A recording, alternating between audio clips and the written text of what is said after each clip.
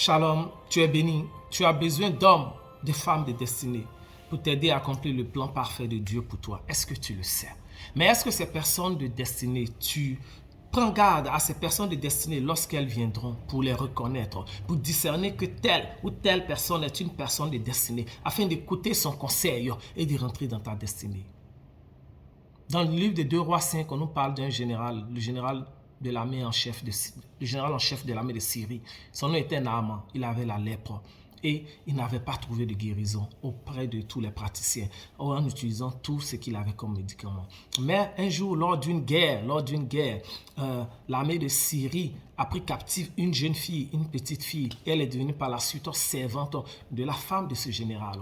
Et en voyant son papa de maison, en voyant le général qui était malade, qui n'arrivait pas à être guéri, elle a soufflé à sa maman. Maman, s'il te plaît, c'est vrai que je suis hébreu, c'est vrai que je suis israélite, c'est vrai qu'on n'a pas de relation, vous et nous, mais je te prie, maman, de m'écouter une minute. Chez nous, en Israël, il y a un prophète, son nom c'est Élisée. Si seulement papa peut le voir, il aura la guérison, il aura la restauration, il ne sera plus lépreux.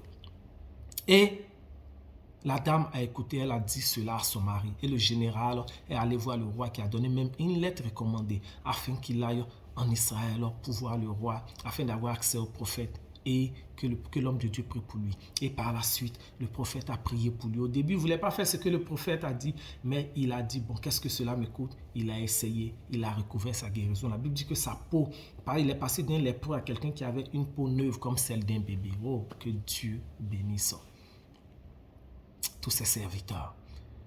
Et le général a été guéri parce qu'il n'a pas négligé, parce qu'il a écouté cette servante. Je veux dire à une personne, ne négligez pas ces personnes qu'on peut considérer comme, voilà, comme des servantes, comme des personnes qui font le ménage, comme des personnes qui sont des balayeurs, comme des personnes qui occupent des boulons de parenthèse inférieures, car de ces personnes pourrait venir ton salut, car de ces personnes pourraient venir s'ouvrir de grandes portes afin que tu recouvres la guérison, afin que tu aies une promotion, afin que tu accomplisses de grandes choses dans ta vie.